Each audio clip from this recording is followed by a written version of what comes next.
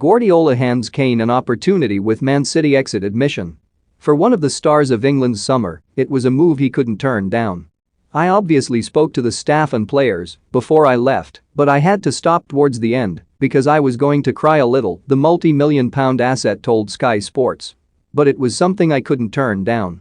I read something about Michael Owen when he left Liverpool for Real Madrid and he said if he didn't move he would regret it and I didn't want to feel the same.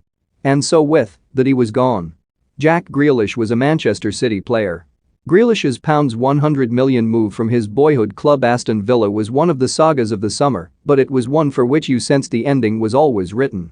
Villa were desperate to keep hold of their captain, but such is the food chain of the football world, then they were always going to have trouble fending off the advances of City, who could dangle enough temptation in front of Grealish that he would eventually feel compelled to accept.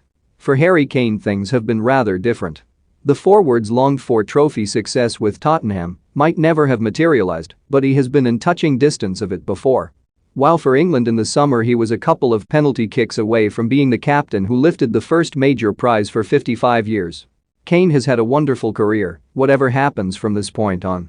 His failure to join City this summer can end up being put down to City themselves, who were unwilling to pay the asking price for a player they wanted a lot, just clearly not quite enough. But with Pep Guardiola now claiming that he will in all likelihood leave City in the summer of 2023, something which sounds light years away but is actually just the end of next season, suddenly Kane is left confronting the reality he had been desperate to try and avoid. Asked where his next role would be during an event on Wednesday, Guardiola let slip when he sees himself in the future. "A national team, yes," he said. "Next step will be a national team, if there is a possibility. A national team is the next step. I must take a break after 7 years at City. I need to stop and see, learn from other coaches, and maybe take that path. I would like to train for a European Championship, a Copa America, a World Cup." So with just one more summer of Guardiola at City, the preparations for the 2022-23 season next year, then has Kane just missed out on his best chance of guaranteed trophies? If the Catalan doesn't sign him next summer, then he won't have a chance the summer after, when the forward will be 30 and doubtless see his options dwindling.